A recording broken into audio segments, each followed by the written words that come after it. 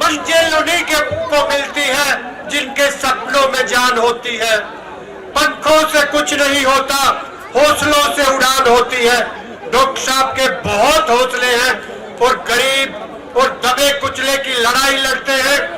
तो आप फैसला करें कि 25 तारीख को जब जन अदालत लगेगी वो कौन साथी होगा जो आपकी लड़ाई पार्लियामेंट में लड़ेंगे।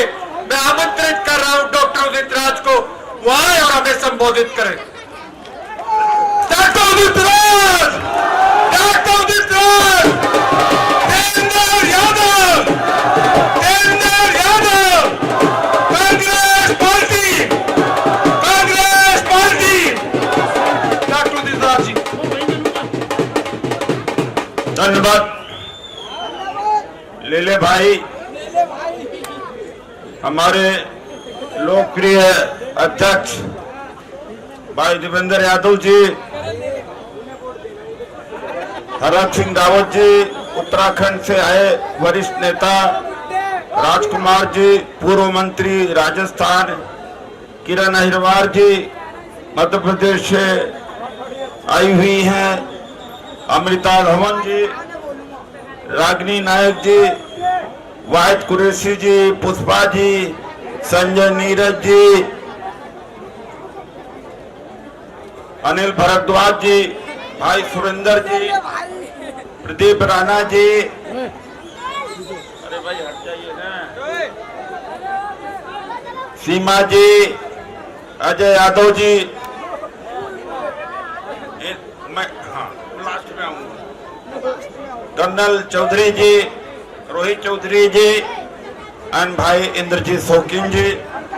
मैं जानता हूं कि भाई देवेंद्र जी बहुत बिजी हैं और यहाँ का बागडोर इंद्रजीत जी को और लीले प्रधान लीले जी को, अनिल राणा जी को सौंपा होगा। मैं बहुत ज्यादा विस्तार में बात नहीं करूंगा। और आज नरेला में हमने बहुत बड़ा रोड शो किया, लगभग 5 घंटे का रोड शो था। भाई सिद्धार्थ कुंडू ने बहुत ही बेहतरीन रोड शो किया है। सभी लोगों ने बातें कह दिया है। मैं बहुत सूक्ष्म में कुछ बातें कहना चाहूंगा। कांग्रेस पार्टी वो चीज करना चाहती है जो 10 साल में बर्बाद हो गई है। गरीबी बहुत बढ़ी है, महंगाई बहुत बढ़ी है।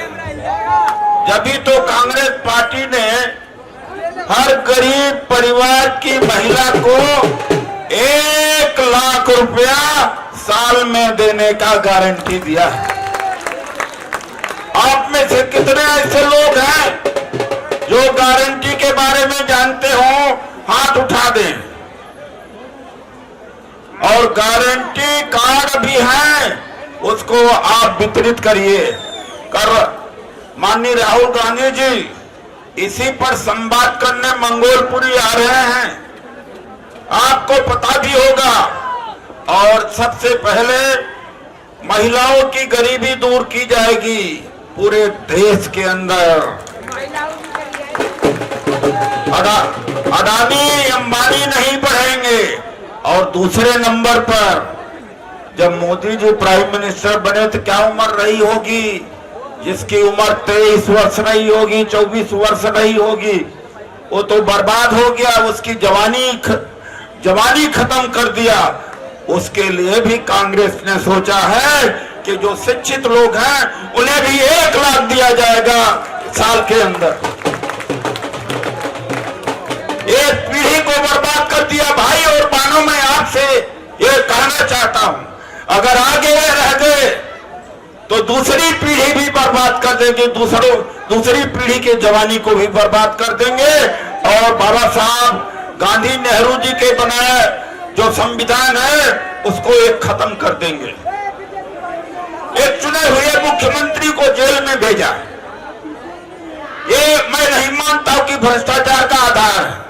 मोदी जी ने अपने भाषण में कहा था 70,000 करोड़ का घोटाले का आरोप एनसीपी पर लगाया और कहा है मोदी जी की गारंटी है कि अजीत पवार एनसीपी के नेताओं को जेल में भेजेंगे।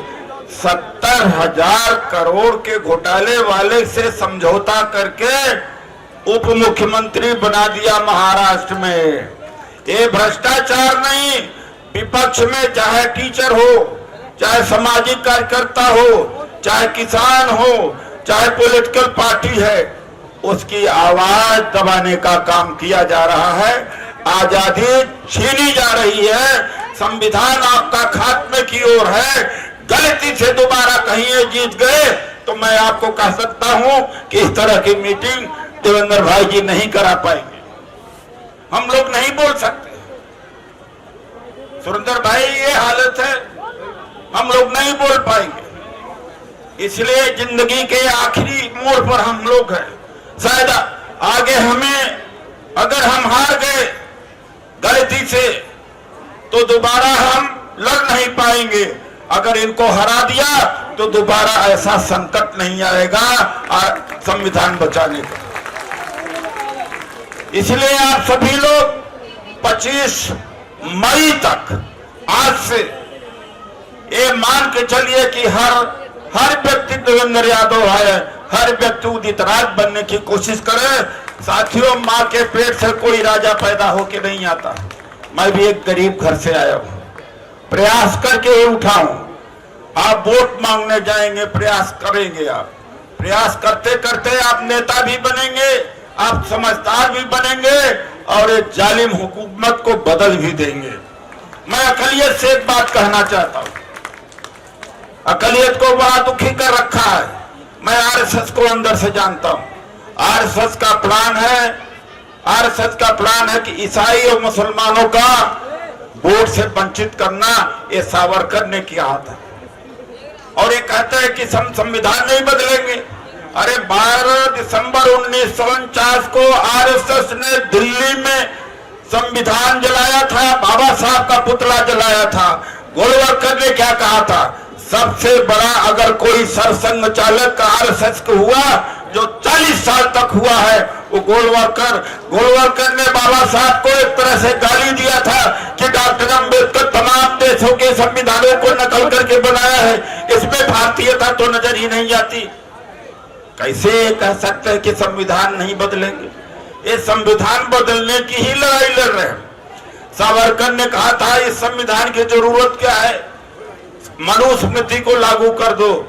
मनुस्मृति लागू होगी, चाहे जिस जाति बिरादरी की महिला होगी उसको धन रखने का अधिकार नहीं होगा। अगर वो बाल्यकाल में रहेगी तो माँ बाप के कस्टडी में रहेगी, शादी के बाद उसका मालिक होगा उसका हस्बैंड, बुढ़ापे में बेटे के रहेगी।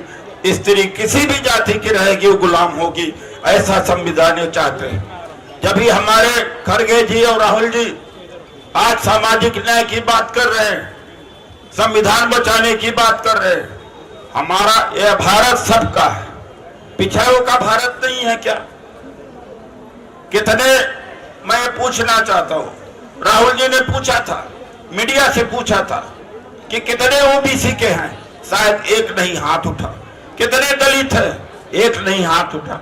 अगर ऐसे सवाल राहुल जी करते हैं तो देश के लिए करते हैं क्या? 85% जनता क्या इस देश का, क्या उसका हक नहीं है? जुडिशरी में कौन लोग है? भारत सरकार के 90 सचिव में से एक भी ओबीसी समाज का नहीं है। अगर राहुल जी कहते हैं कि ओबीसी समाज का, चाहे यादव हो, चाहे कुर्मी हो, या कश्यप हो, धीवर हो, सैनी हो, उसका भी भागीदारी होना चाहिए। तो सर सरन को इन्होंने दंडित नहीं किया और उन्हें चुनाव लड़ाया जा रहा।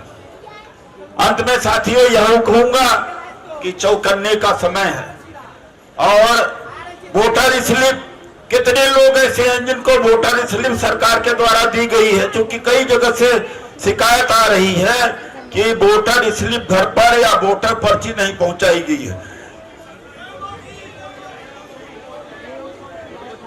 ये इलेक्शन कमीशन के द्वारा धोखा है, ये जिम्मेदारी इलेक्शन कमीशन का है। मैंने अध्यक्ष जी को फोन किया था, इनसे मेरी बात नहीं हो पाई, फिर जब इनका फोन आया तो मैं रोड शो में था। ये शिकायत है इलेक्शन कमीशन से, अगर ये अंदेशा होता तो पर्ची हम भी छाप सकते हैं। इसके बारे में भी आप कंप्लेंट करिए कि वोटर पर्ची देने का अधिकार किसका है, एक जिम्मेदारी किसका है, इलेक्शन कमीशन का है, कैंडिडेट का नहीं है। ये मैंडेटरी है। और जो बीएलओ हैं, कई बीएलओ भारतीय जनता पार्टी के कार्यकर्ता हैं, वह भी नियम के खिलाफ है। वोट के दिन, जिस दिन वोट पड़ेगा उस दिन चौकन्ना रहने की जरूरत है। मैं यही आपसे अंत में यही बात कहूंगा कि वोट के दिन, वोटिंग के दिन, आज कल परसों आपको बहुत बहुत चौकन्ना रहना पड़ेगा। मैंने भी बड़ी सभाएं किया उत्तर पश्चिम लोकसभा में, और भी सभाएं दिल्ली में देखा। जो आज दिल्ली प्रदेश अध्यक्ष देवेंद्र जी के नेतृत्व में सभा हुई, मैं कह सकता हूं कि सबसे बड़ी सभा हुई है। उनके सभी टीम के साथियों को मैं धन्यवाद करता हूं। और मुझे तो लकी कहते हैं, मैं लकी हूं भरद्वाज जी कि जब से देवेंद्र भाई अध्यक्ष बन गए मैं लकी हो गया हूं। सोनू तोमर जी, और मैं दबाव भी बनाता रहता हूं कि अध्यक्ष जी ये कर दीजिए, अध्यक्ष जी ये कर दीजिए। ये मना नहीं करते, ये मना नहीं करते। और तो इन्हीं शब्दों के साथ मैं अपनी बात को यहीं पर विराम देता हूं। धन्यवाद।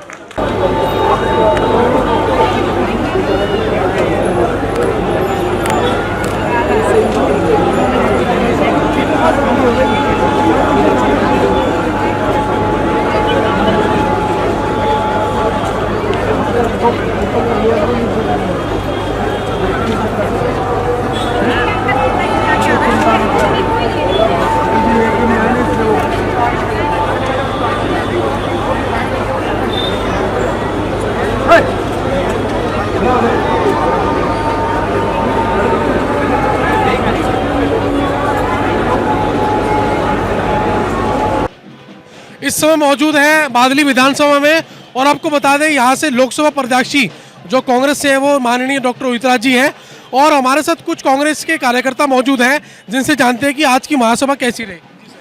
देखिए, मेरे हिसाब से दसियों हजार की लोग होंगे और ज़्यादा भी हो सकते हैं, क्योंकि जितने पंडाल के अंदर थे उतने ही पंडाल से बाहर थे।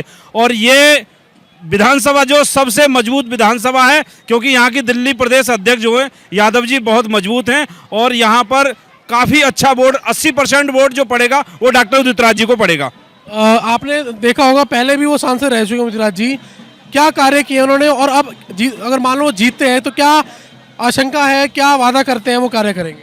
सबसे बड़ा, जिस समय वो सांसद थे माननीय डॉक्टर उदित राज जी, उस समय पर सबसे सर्वश्रेष्ठ सांसद का जो अवार्ड दिया था उस सरकार ने उदित राज जी को दिया था, और हर साल जो मिलता है वो कई बार उदित राज जी को मिला। सबसे ज़्यादा लेटर लिखे, सबसे ज़्यादा गरीबों की मदद करी, और सबसे ज़्यादा उस कार्यालय से पूरे देश के लिए जो कॉल करे, अपनी ही लोकसभा नहीं दूसरी लोकसभा में क्या पूरे भारत के कोने कोने तक डॉक्टर उदित राज जी ने काम किया। और अब जो सांसद बनेंगे, गरीब, शोषित और सभी लोगों का ध्यान रखा जाएगा, और जो 1 लाख का जो गारंटी कार्ड है उसको उदित राज जी दिलाने का काम निश्चित ही करेंगे। गठबंधन की सरकार है जो, वो कितने वोट से आएंगी और कितना बीजेपी में क्या होगा? मुझे लग रहा है काफ़ी दिन से जो राहुल गांधी जी जो हैं, जो भी घोषणा करते हैं, चाहे कोरोना काल की करी हो उन्होंने, चाहे गरीबी की करी हो, चाहे किसी भी चीज की घोषणा करी हो, वो उनकी घोषणा बिल्कुल सत्य है। मुझे लग रहा है कि बीजेपी 180 पे निश्चित ही सिमट जाएगी। दिल्ली प्रदेश का अध्यक्ष बना और ये चुनाव उनकी देखरेख में हो रहा है। मैं तो सिर्फ आपसे एक प्रार्थना करता हूं कि भाई की शान बढ़े, लोगों को पता चले कि उनकी पार्लियामेंट है ये। आप सबको पता है जहां से डॉक्टर उदित राज जी चुनाव लड़ रहे। हमारा सबका फर्ज बनता है कि भाई देवेंद्र जी के हाथ मजबूत करने के लिए हम सब साथियों ने, बहनों ने, सब ने एकजुटता दिखा करके और कांग्रेस पार्टी को यहां से जिताना चाहिए। मैं कोई लंबी चौड़ी बात नहीं करना चाहता, मगर एक बात ये जरूर कहना चाहता हूं कि ये अहंकारी सरकार, इसको बदलने का अब समय आ चुका है। हमारी बहन बेटियां जो ओलंपिक में मेडल लेकर के आई, जिन्होंने पूरी दुनिया में इस भारतवर्ष का नाम रोशन किया, उनका जो हाल हुआ है जंतर मंतर पर, भाई देवेंद्र जी वहां जाकर के हमारे तमाम साथियों को साथ लेकर के उनके लिए गांव-गांव जाकर के पंचायतें की और उनके लिए लड़ाई लड़ी, हमेशा लड़ाई लड़ते रहे और आपका हमारा नाम रोशन किया।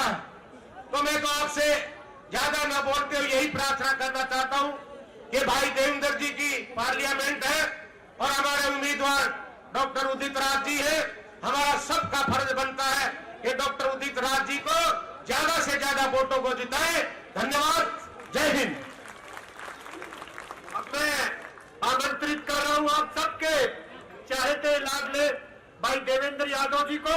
उससे पहले कुछ साथी हमारे बीच है, श्रीमती किरण अहिरवाल, पूर्व लोकसभा। भाई देवेंद्र यादव, देवेंद्र यादव, देवेंद्र यादव, डॉक्टर उदित राज, डॉक्टर उदित राज। धन्यवाद लीले भाई। एक बार भाई जोरदार नारा लगाना चाहिए कांग्रेस पार्टी का। कांग्रेस पार्टी, दोनों हाथ खड़ा करके बताओ यार, बादली में हो। Congress party, Congress party. Button दबेगा, बटन दबेगा, बटन दबेगा। बहुत बहुत धन्यवाद साथियों। आज की इस खूबसूरत सभा में हमारे बीच में उपस्थित हम सबके चहेते बहुत ही जुझारू साथी, जिन्होंने सामाजिक लड़ाई पूरे देश में लड़ने का काम किया है, हमारे पूर्व सांसद एक बार पुनः कांग्रेस पार्टी के उम्मीदवार के रूप में डॉक्टर उदित राज जी हमारे बीच में। मैं चाहूंगा एक बार जोरदार ताली से डॉक्टर उदित राज जी का स्वागत करें। आज की सभा में हमारे बीच में उपस्थित है हमारे एक और भाई, जिनको अभी आपने सुना, डिस्ट्रिक्ट कांग्रेस कमेटी के अध्यक्ष और 3 बार के विधायक भाई सुरेंद्र कुमार जी। मैं आपका स्वागत करता हूं और मैं विशेष रूप से स्वागत करना चाहता हूं क्योंकि हमारे बीच में उत्तराखंड से पूर्व मंत्री और उत्तराखंड के दबंग नेता भाई हरक सिंह रावत जी हैं। एक बार जोरदार तालियों से इनका भी स्वागत करिए भाई।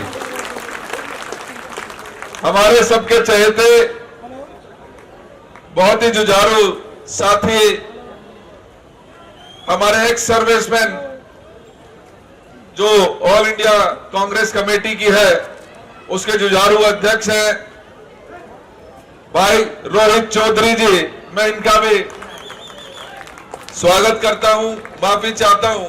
मैं चाहता था कि आप सब यहां पर आए हैं, अपनी बात रखते। एक और बहुत महत्वपूर्ण हमारे भाई, साथी, सहयोगी, राजस्थान के दबंग नेता, पूर्व मंत्री भाई राजकुमार जी, जो विशेष रूप से यहां चलकर आए, मैं इनका भी स्वागत करता हूं। हमारे बीच में उपस्थित भाई वाहिद जी, पुष्पा जी, मेरे इस निगम के क्षेत्र के पूर्व प्रत्याशी भाई, जो आज के इस सभा के आयोजक भी हैं, भाई लीले पहलवान जी, भाई अजय जी, सीमा जी, हमारे भाई बहुत ही जुझारू साथी अशोक जी, जयप्रकाश राणा जी, और यहाँ पर उपस्थित पूरे आसपास के क्षेत्र से जो आप लोग यहाँ पहुंचे हैं अपना आशीर्वाद देने के लिए, अपना सहयोग देने के लिए, मैं आप सबका बहुत दिल की गहराइयों से स्वागत करता हूं और धन्यवाद करता हूं कि आप लोग अपना कीमती समय निकालकर यहाँ पर पहुंचे हैं। भाई उदित राज जी को अपना आशीर्वाद और प्यार और वोट देने के लिए। साथियों, मुझसे पहले बोलते हुए बहुत सारी बातें हो चुकी हैं, मैं लंबी बात नहीं करना चाहता। हम और डॉक्टर उदित राज जी बैठे बात कर रहे थे कि आज देश के हालात क्या हैं, क्या हमें उस पर चर्चा करनी चाहिए कि नहीं करनी चाहिए। आज हमारे जो महिलाएं बहनें हैं उनकी हालात क्या है, उनका घर कैसे चलता है। आज हमारे युवा साथी जो बेरोजगार घूमते हैं उनके बारे में चिंता करनी चाहिए कि नहीं करनी चाहिए। और ये इसलिए जरूरी है क्योंकि 10 साल पहले माननीय मोदी जी आए थे, बड़ी बड़ी बातें हमको सपने दिखाकर गए, हमें वादा किया था कि 15-15 लाख रुपए सबके अकाउंट में पहुंच जाएंगे। किसी के पहुंचे हैं क्या? मुझे लग रहा बहुत सारे के पहुंच गए, आवाज ज्यादा आई नहीं। उन्होंने बड़ी बात की थी कि यहां मोदी जी आएंगे, महंगाई कम कर देंगे। मैं विशेष रूप से हमारी माता बहनों से पूछ रहा हूं, क्या महंगाई कम हुई?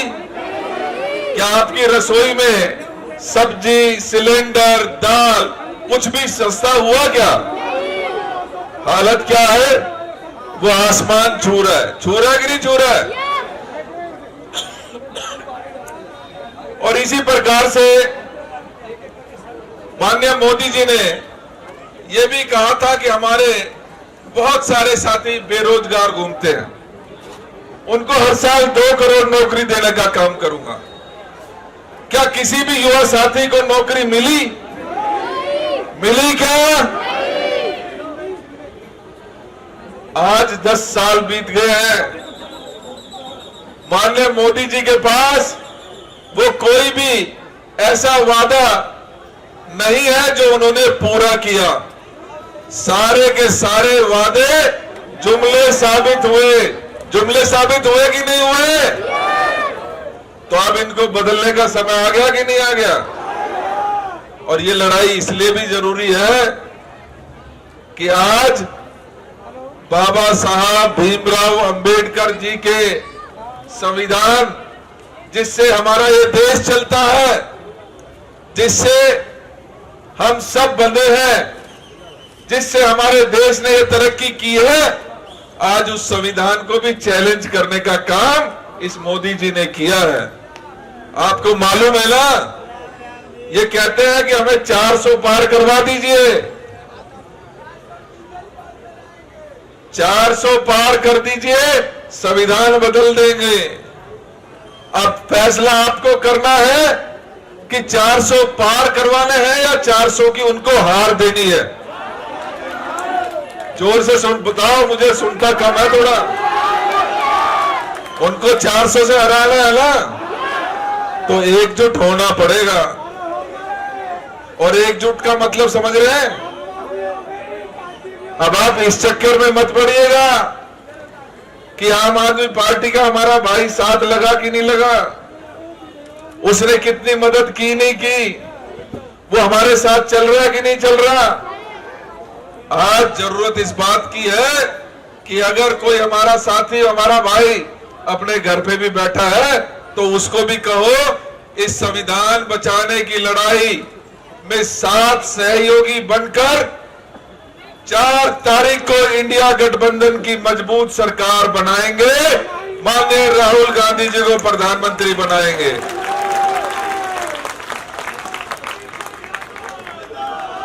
आज इस मंच से मैं एक बात का वादा आपसे ले रहा हूं, आपसे एक बात का वादा ले रहा हूं साथियों, कि अपना मनमुटाव भूल जाइए, अपनी छोटी छोटी आपसी लड़ाइयों को भूल जाइए।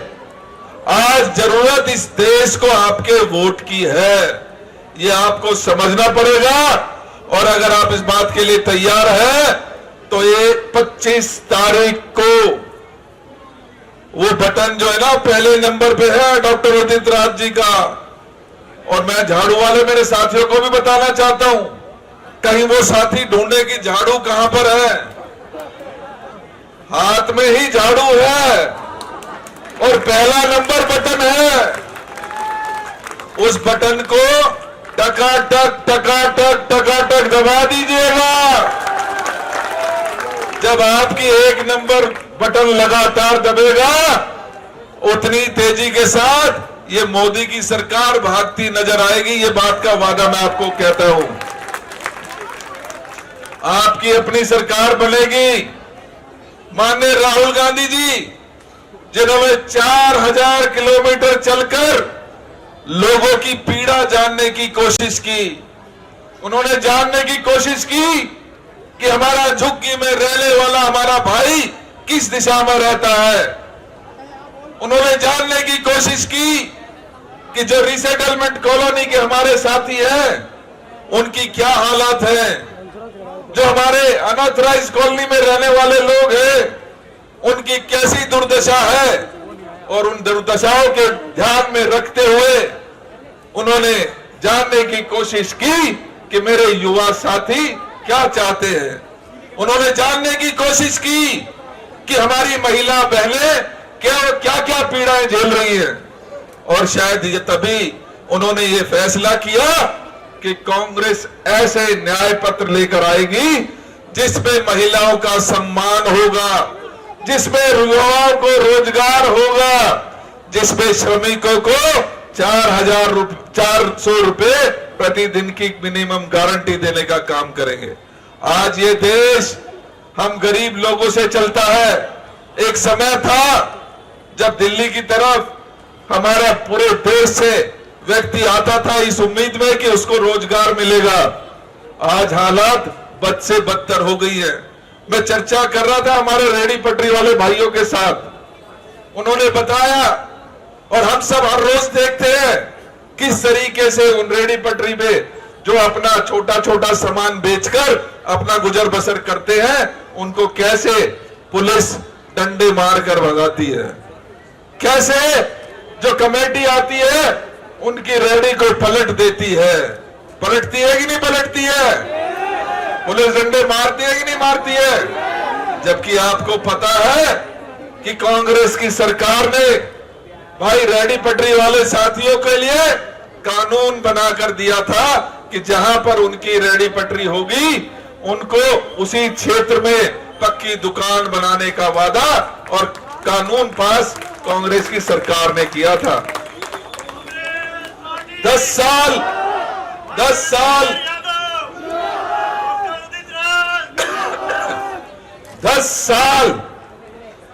आज इस देश ने कुछ देखा है तो सिर्फ चंद जो व्यापारी लोग हैं जो मोदी जी के दोस्त हैं उनको उनकी जो पैसे की कमाई है उसको लगातार बढ़ते हुए देखा है। आज अगर हम कोई दुखी है, कोई परेशान है तो सबसे ज्यादा दुखी मेरा गरीब भाई जो रोजी रोटी कमाकर इज्जत की कमाकर खाना चाहता था उसको लगातार दबाया जा रहा है, उसको लगातार गरीब से गरीब किया जा रहा है, उसको डिपेंडेंट कर दिया है। उसको समझ ये सोचते हैं कि 5 किलो चावल और आटा जो कांग्रेस की सरकार ने आपको याद है वो दिया था। आज उन सभी समस्याओं का समाधान भी अगर आपको चाहिए तो 1 नंबर का बटन डॉक्टर उदित राज जब लोकसभा में जाएंगे तो अगली जुलाई से हमारी महिला बहनों के घरों में, उनके बैंक के खातों में 8500 रुपया हर महीने आना शुरू हो जाएंगे। जिस दिन डॉक्टर उदित राज पार्लियामेंट में चले जाएंगे, हमारे युवा साथी जो बेरोजगार घूमते हैं पढ़ाई के बावजूद भी, उनके भी बैंक अकाउंट में 8500 रुपए हर महीने आने शुरू हो जाएंगे। और मैं बताना चाहता हूं कि जो हमारी गरीब महिलाएं हैं, जो हमारा परिवार चलता है, किससे चलता है? आज 5 किलो आटा चावल पे हमें डिपेंडेंट कर दिया गया है। जिस दिन कांग्रेस की सरकार आएगी, उसी दिन 10 किलो प्रति व्यक्ति के हिसाब से राशन मिलना शुरू हो जाएगा, आपके घर में आना शुरू हो जाएगा।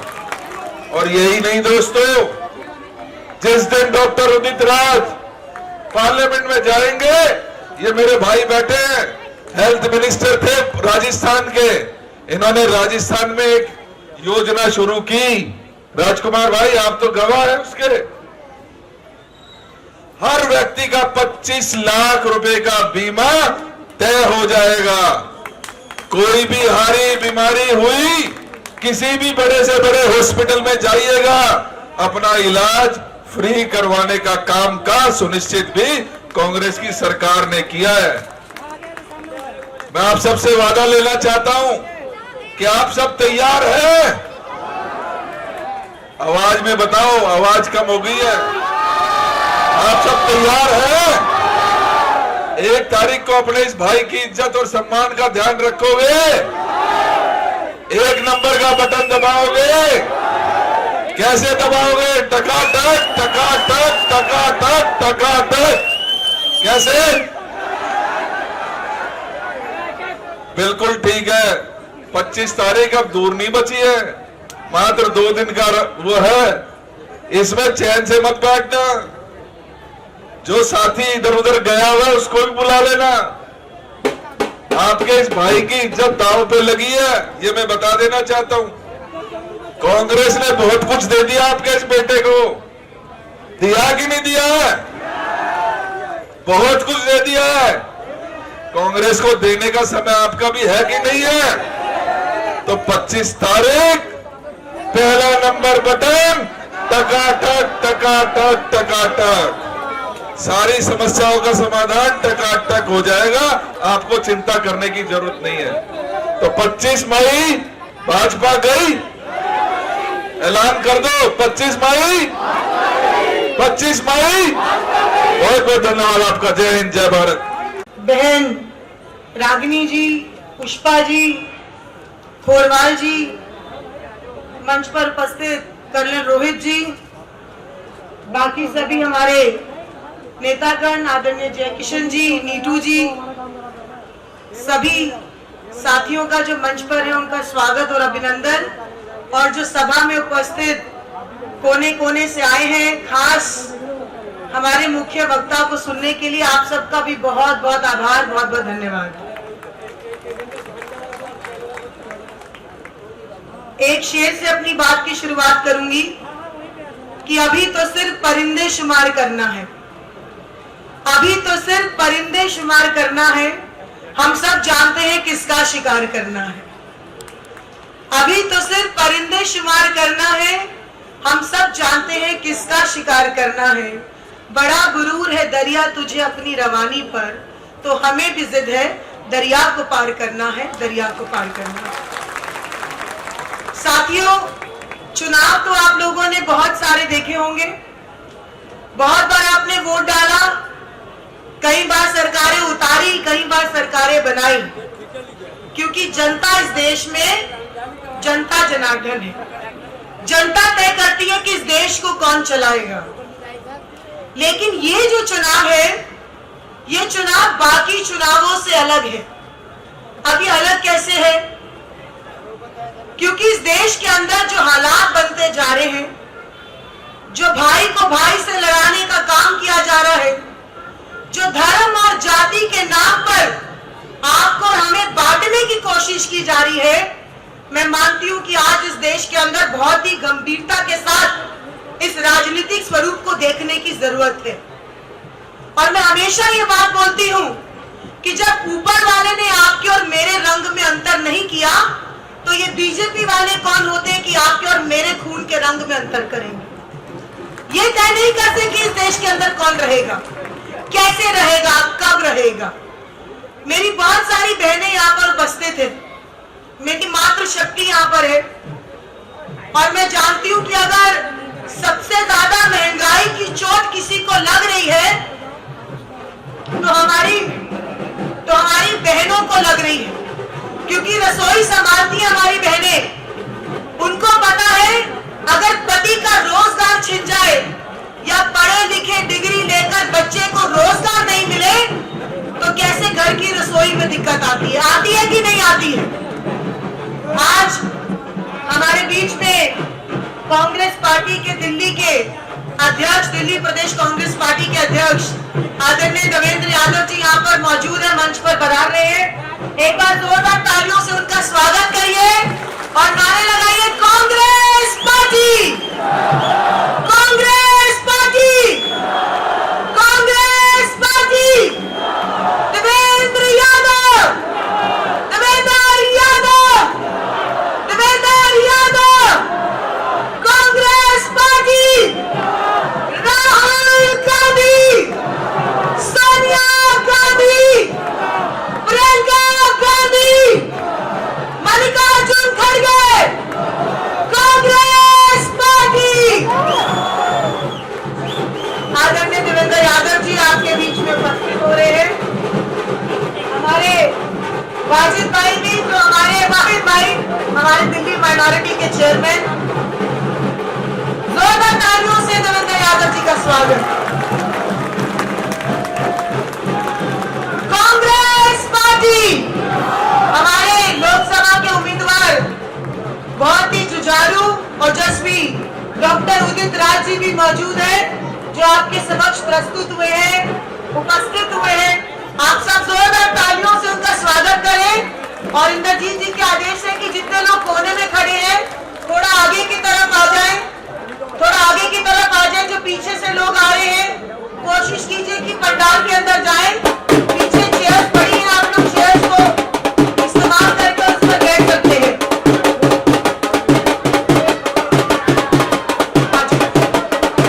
जो साथी भाई लीले और सोटी के साथ अभी आए हैं, मेरी प्रार्थना है कि धीरे धीरे स्थान बनाते हुए या पिछली गली से।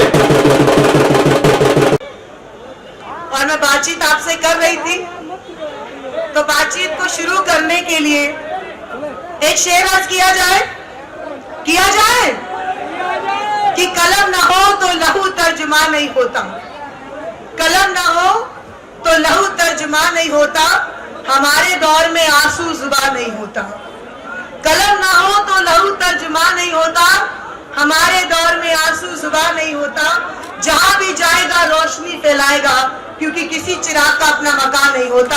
आदरणीय देवेंद्र यादव जी के लिए इस बात को शुरू करते हुए मैं आपसे बात कर रही थी कि देश के हालात कैसे हैं, और मैं मातृशक्ति से बात कर रही थी। मेरी बहनों से पूछ रही थी कि महंगाई की मार पड़ रही है कि नहीं पड़ रही है। जब कांग्रेस पार्टी सत्ता में थी 10 साल पहले तो सिलेंडर का दाम क्या था, 400 रुपए, और आज 10 साल से बीजेपी राज कर रही है। मात्र 10 साल के अंदर सिलेंडर का भाव क्या कर दिया, 1150 रुपए। जब चुनाव आता है तो मोदी जी 100-200 रुपए कम कर देते हैं, चुनाव खत्म हो जाता है तो वापस सिलेंडर का दाम वापस 1100-1200 रुपए हो जाता है। आज पेट्रोल डीजल का दाम सैकड़ों पार कर रहा है। हमारे छोटे दुकानदार, हमारे जो छोटे व्यापारी हैं, उनको जीएसटी का छापा पड़ता है, जीएसटी का नोटिस पड़ता है और उनको पैसे लेने के लिए उगाही की जाती है सरकारी डिपार्टमेंट के द्वारा। एक व्यक्ति आज इस दिल्ली के अंदर अपना रोजगार नहीं खोल सकता है, क्योंकि रोजगार खोलता है तो मोदी जी का ईडी और सीबीआई आ जाता है। आज ये समझने की जरूरत है कि देश के हालात पिछले 10 साल में बद से बदतर हुए हैं। अगर मोदी जी से सवाल किया जाए कि आपने 2 करोड़ नौकरियों का वादा किया था, तो 10 साल के अंदर कितनी नौकरियां हो जाती? 20 करोड़ नौकरियां हो जाती। और अगर 20 करोड़ नौकरियां हमारे नौजवानों को मिलती तो आज हमारे नौजवानों को जो पढ़ लिख कर बैठे हैं उनको ठेले पे जाके काम नहीं करना पड़ता, उनको मजदूरी नहीं करनी पड़ती। बीजेपी ने कहा था कि 15 लाख खाते में आएंगे। आपके खाते में 15 लाख आए? आपको नौकरियां मिली? एक जमाना था जब कांग्रेस के समय में हम कह सकते थे रौब से कि कांग्रेस ने जो है सरकारी नौकरी दी, लेकिन बीजेपी वालों को सरकारी नौकरी से पेट में दर्द होता है। सरकारी नौकरी देते नहीं और प्राइवेट नौकरी लोगों को मिलती नहीं, तो कहां जाएगा हमारा युवा?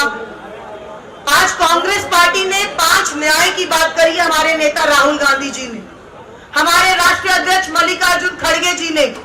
उन्होंने कहा है कि हम हर गरीब परिवार की हर महिला को 1 लाख रुपए साल का देंगे महालक्ष्मी योजना के तहत, यानी कि 8,500 रुपए महीने का हमारी बहनों के खाते में आएगा।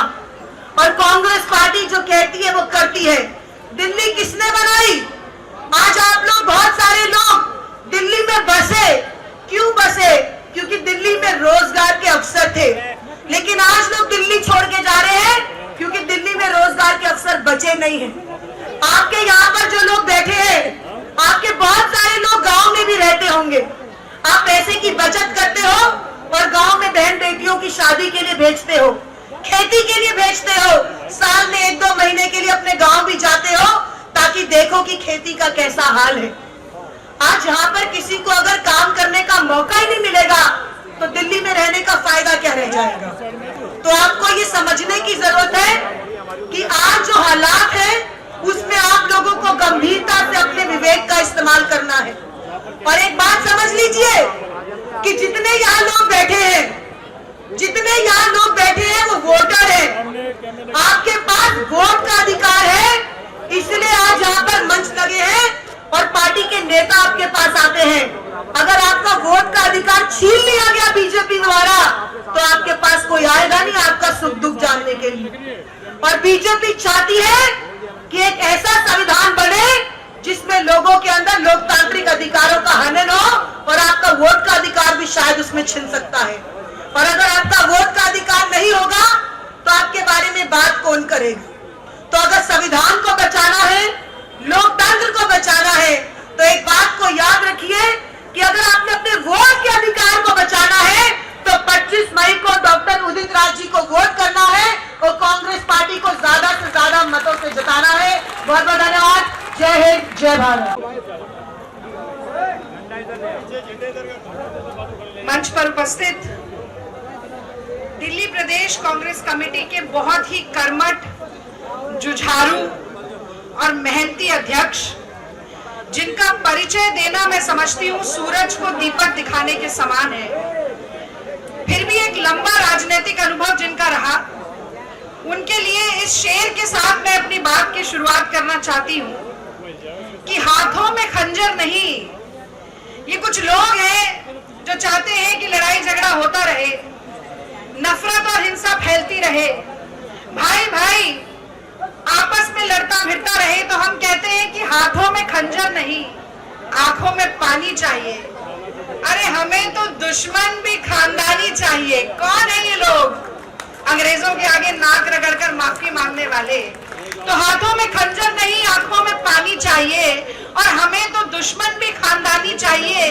तुम पहनो ये खाकी निक्कर और काली टोपियां, हम पुराने हैं, हमें पगड़ी पुरानी चाहिए, हमें पगड़ी पुरानी चाहिए।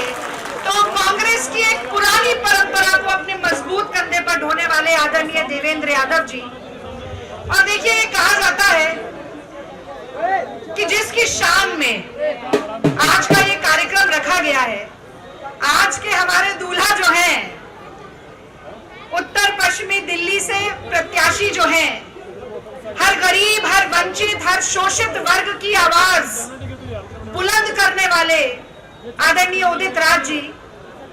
मंच पर बहुत सारे कांग्रेस के नेतागण बैठे हैं, मैं लंबी फहरिस्त हो जाएगी, बहुत लोगों का नाम नहीं लूंगी, पर हमारे सुरेंद्र भाई हैं, जय किशन जी हैं, मंच का संचालन करते हुए इंद्रजीत हैं, इंद्रजीत जी हैं, अमृता धवन जी हैं, समस्त मंच को मैं नमस्कार करती हूँ। इस सभा में उपस्थित सभी देवियों और सज्जनों को नमस्कार करती हूँ, अभिनंदन करती हूँ, सभी ख्वातीन और हजरात का इस्तकबाल करती हूँ। और इन पंक्तियों के साथ अपनी बात आज की मैं शुरू करना चाहती हूँ कि एक हमारी और एक उनकी, मुल्क में है आवाजें दो। एक हमारी और एक उनकी, मुल्क में है आवाजें दो। अब तुम पर है कौन सी तुम आवाज सुनो, तुम क्या मानो। हम कहते हैं कि धर्म के नाम पे इंसान की पहचान गलत, वो कहते हैं कि सारे इंसान एक है, ये ऐलान गलत। हम कहते हैं कि भूल के नफरत प्यार की कोई बात करो, वो कहते हैं कि खून खराबा होता है तो होने दो। हम कहते हैं कि इंसानों में इंसानों से प्यार रहे, वो कहते हैं कि हाथों में त्रिशूल रहे, तलवार रहे। हम कहते हैं कि बेघर बेदर लोगों को आबाद करो, वो कहते हैं कि भूले बिसरे मंदिर मस्जिद याद करो। एक हमारी और एक उनकी, मुल्क में है आवाजें दो। अब तुम पर है कौन सी तुम आवाज सुनो, तुम क्या मानो। तो देखिए साथियों, बात ऐसी है कि देश में महंगाई की मार है। मणिपुर से लेकर कर्नाटक तक महिलाओं की इज्जत तार-तार है। नौजवान बेरोजगार है, किसान आत्महत्या करने को लाचार है, कमजोर होता जा रहा हर संवैधानिक अधिकार है, पेट्रोल डीजल 100 से पार है, सिलेंडर में गैस भरवाना हुआ दुश्वार है, इसके ऊपर सीमा पर लगातार प्रहार है और मोदी जी के जुमलों की बौछार है। ऐसी नाकारा और निकम्मी मोदी सरकार है। और जो सरकार निकम्मी है, जोर से बोलिए, जो सरकार निकम्मी है, जो सरकार निकम्मी है। तो देखिए, आशा ये थी कि मोदी जी आएंगे तो मां से महंगाई पर बात करेंगे। देश में 35 साल में सबसे ज्यादा महंगाई है, 45 साल में सबसे ज्यादा बेरोजगारी है, 75 साल के इतिहास में रुपया डॉलर के बनाम सबसे नीचे गिरा है। मोदी जी ने कहा था चीन को लाल आंख दिखाएंगे, 200-250 रुपए किलो टमाटर हो गया था। टमाटर जनता को लाल आंख दिखा रहा था। हालत ऐसी है कि थाली है पर खाना नहीं, शौचालय है पर पानी नहीं, डिग्री है पर नौकरी नहीं, स्कूटर है मोटरसाइकिल है पर डीजल और पेट्रोल नहीं, सिलेंडर है पर गैस नहीं, जीवन है पर सुख चैन हंसी और खुशी नहीं। तो हमने पूछा था कि मोदी जी आइए, मां से महंगाई पर बात कीजिए, मां से मणिपुर पर बात कीजिए। मोदी जी आए, बोले मां से मुसलमान पे बात करेंगे, मां से मंगलसूत्र पे बात करेंगे। मैं जानना चाहती हूं, कहते हैं कांग्रेस आएगी मंगलसूत्र छीन लेगी, भैंसिया छीन लेगी। 75,000 रुपया तोला सोना है कि नहीं है? मेरी मातृशक्ति यहाँ बैठी है। 75,000 रुपए तोला सोना है। कितनी माए बहनें मंगलसूत्र बनवा सकती हैं? तो अगर देश में किसी ने मंगलसूत्र का मान नहीं रखा, मोदी जी नहीं जानते, वो एक फिल्म में डायलॉग है ना, ये 2 चुटकी सिंदूर की कीमत क्या जानोगे, तो ये काले मोतियों की कीमत क्या जानोगे मोदी जी। और अपना जो मंगलसूत्र पहनाया उसका मान नहीं रखा, ऊपर से माँ बहनों के मंगलसूत्र देश में अगर किसी ने छीनने का काम किया है तो उस व्यक्ति का नाम नरेंद्र मोदी है। मैं याद दिलाना चाहती हूँ आपको, कोविड का समय था, एक सांस के लिए दिल्ली वाले मोहताज हो रहे थे। मरघटों में 24 घंटे लाश जल रही थी और ऐसे में ये मोदी सरकार 52 करोड़ रुपए का चंदा लेकर एक कंपनी से जहरीली दवाइयों का इंजेक्शन लगवा रही थी। 52 करोड़ रुपए की मौत पर मुनाफाखोरी करने वालों को मैं कहती हूँ ये जनता कभी माफ नहीं करेगी। वो हर नौजवान जो सपना लेता है अपने मन में कि आज पढ़ाई करूंगा कल नौकरी लगेगी, जब वो डिग्री लेकर हाथ में घूमता है और उसको खाली हाथ जाना पड़ता है, मोदी जी कहते हैं कि नाली के गैस से पकौड़े तलवाइए। कहते हैं ना, नाली की गैस से पकौड़े तलवाइए। कोई मोदी जी को बताए कि पकौड़ा तलने का तेल भी 200 रुपया लीटर हो गया है। आपने नौजवानों को पकौड़ा तलने के लायक नहीं छोड़ा। और आगे बढ़ते हैं, हमारे किसान भाई, 700 किसान भाई शहीद हो जाते हैं, मोदी जी के कान पर जू नहीं रही थी। कांग्रेस की सरकार थी, 72,000 करोड़ रुपया माफ किया था, मोदी जी ने 1 रुपया माफ नहीं किया। वही उद्योगपति दोस्तों का 16 लाख करोड़ रुपया साफ हो जाता है। तो राहुल गांधी कहते हैं आपने अरबपति बनाए देश में, हम लाखों लखपति बनाएंगे। जितनी हमारी महिलाएं यहाँ पर बैठी हैं, महालक्ष्मी योजना के तहत हर महिला के घर में 1 जुलाई से 8500 रुपया अकाउंट में आएगा। जोरदार ताली बजाइए।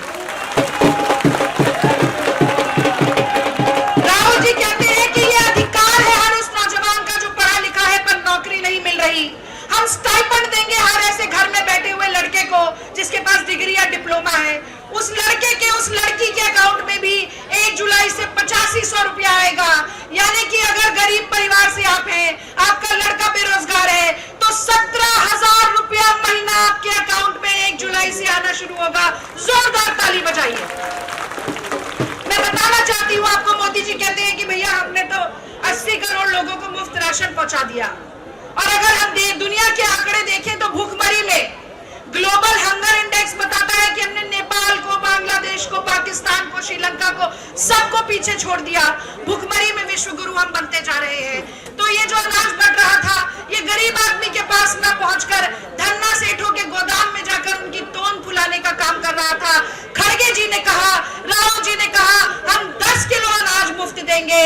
जब तक हम अंतिम पंक्ति में खड़े हुए व्यक्ति के आंसू नहीं पोंछ देते, हम मन, वचन और कर्म से गरीब व्यक्ति के साथ खड़े रहेंगे। मुझे लगता है समय हमारे पास कम है, बहुत लंबा नहीं बोलूंगी, लेकिन मैं ये जरूर कहूंगी कि 5 न्याय और 25 गारंटी कांग्रेस लेकर इस चुनाव में आई है और मोदी जी के पास, भारतीय जनता पार्टी के पास इसका कोई तोड़ नहीं। राहुल जी कहते हैं आकर डिबेट करो, मेरे साथ बहस करो, तो मोदी जी की टांगे कांपने लगती हैं। अभी आपने देखा होगा, 2 दिन पहले बता रहे थे उनके ही प्रवक्ता कि प्रभु जगन्नाथ ही मोदी जी के भक्त हो गए हैं।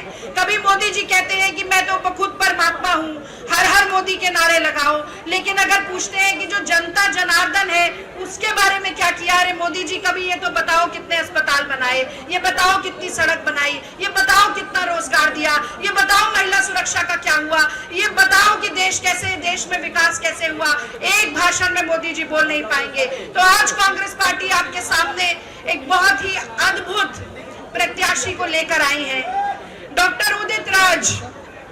कदम से कदम, कंधे से कंधा और आवाज के साथ आवाज मिलाकर वंचित वर्ग के साथ खड़े होकर संवैधानिक अधिकारों की लड़ाई लड़ रहे हैं।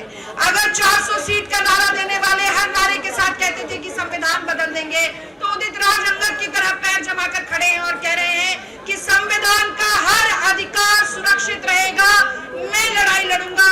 मैं समझती हूँ राहुल गांधी जी ने ऐसे प्रत्याशी को आपके बीच में भेजा है। एक जोरदार ताली कांग्रेस के शीर्ष नेतृत्व के लिए भी बजाइए। और साथियों, अंतिम बात, बहुत महत्वपूर्ण बात है, झाड़ू, हाथ ने झाड़ू को पकड़ लिया है, तो अब कीचड़ साफ करने में ज्यादा समय नहीं लगेगा ना? ये हर किसी को बताना है कि हाथ ने झाड़ू को पकड़ लिया है। ये झाड़ू चलेगी हाथ से पकड़ी हुई तो कीचड़ ऐसे साफ होगा और कमल के फूल का पता नहीं चलेगा। याद रखिएगा, 25 मई, जोर से बोलिए, भाजपा गई। 25 मई, 25 मई, 25 मई।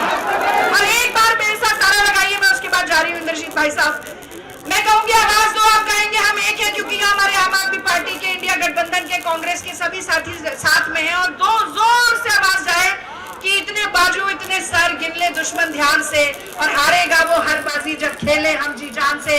तो मैं बोलूंगी आवाज दो, आप कहेंगे हम एक है।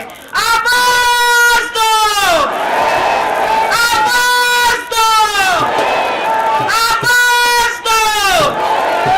और अपनी बात इन पंक्तियों के साथ खत्म करती हूँ कि हो रही है पीर पर्वत सी पिघलनी चाहिए, हो रही है पीर पर्वत सी पिघलनी चाहिए, इस हिमालय से कोई गंगा निकलनी चाहिए। आज ये दीवार पर्दे की तरह हिलने लगी, शर्त लेकिन थी कि ये बुनियाद हिलनी चाहिए। मेरे सीने में नहीं तो तेरे सीने में सही, हो कहीं भी आग। और ये आग वो जलाने वाली आग नहीं है भाजपाइयों की, ये हमारी मोहब्बत वाली आग है। हो कहीं भी आग, लेकिन आग जलनी चाहिए। और सिर्फ हंगामा खड़ा करना कांग्रेस का मकसद नहीं, हमारी कोशिश है कि ये सूरत बदलनी चाहिए, ये सूरत बदलनी चाहिए। मुझे इतने धैर्य के साथ धन्यवाद बेंजी रागनी। उधर झुक जाता है जिस ओर जवानी चलती है। भाई साहब, आप जिस ओर चलेंगे उसी दौर जाके फिजा बदल जाएगी। मैं भाई अब भाई साहब का हुक्म हुआ है कि हमारे बड़े भाई सुरेंद्र जी जो किराड़ी से जिला अध्यक्ष है, और जब धारते हैं तो पूरा नॉर्थ वेस्ट पार्लियामेंट हिलता है। आमंत्रित करता हूं अपने बड़े भाई सुरेंद्र को।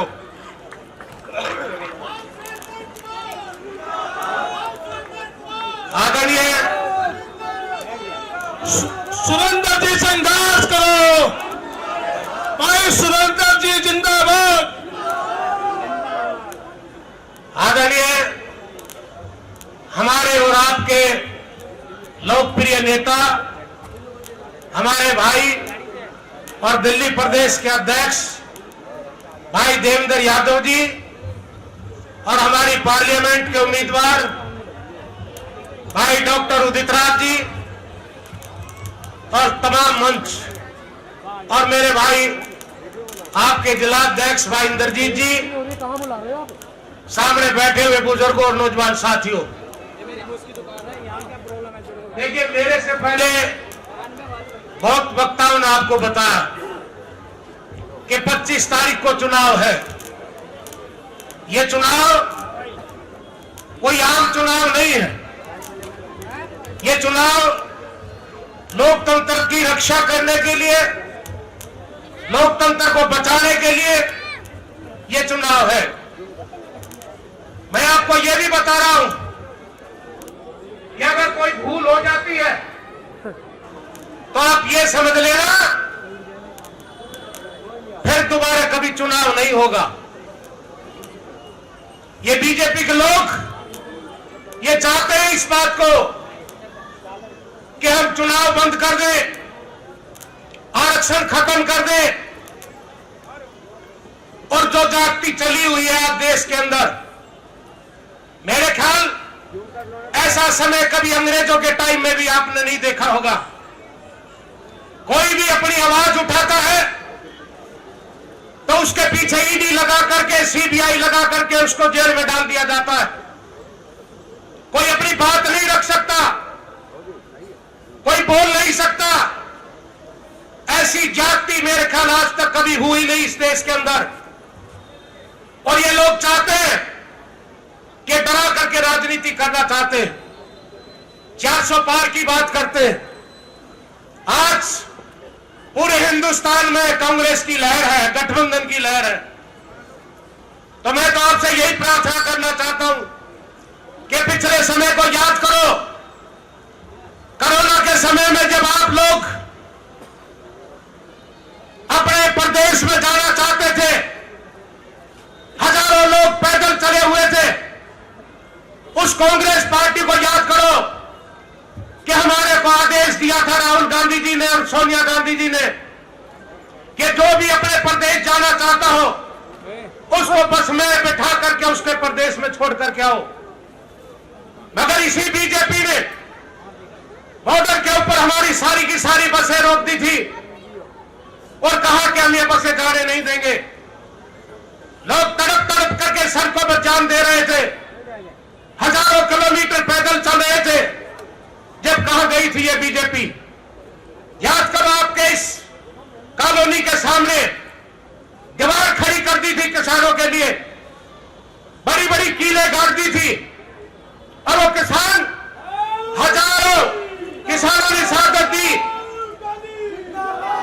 मेरे ख्याल कितने किसानों ने जान दी, मगर एक भी बीजेपी का कोई लीडर किसी कांग्रेस, किसी भी किसान के घर पर आंसू पोंछने नहीं गया।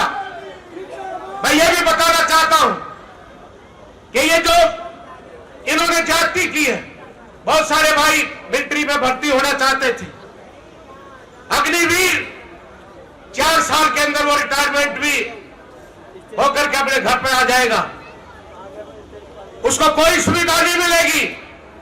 अगर इस देश के लिए कोई जान देता है तो उसको शहीद का दर्जा भी नहीं मिलेगा। ये ऐसी ऐसी योजना लेकर के आए हैं। तो मैं तो आपसे प्रार्थना करता हूं कि समय आ गया है, अब समय आ गया है, अपने ये दिखाना है 25 तारीख को कि गठबंधन की सरकार बने, डॉक्टर उदित राज जी को यहां से जिताओगे और ये आपके काम करेंगे। और मैं ये भी कहना चाहता हूं, पीछे भी ये एमपी रहे हैं, लोगों के काम किए, सॉरी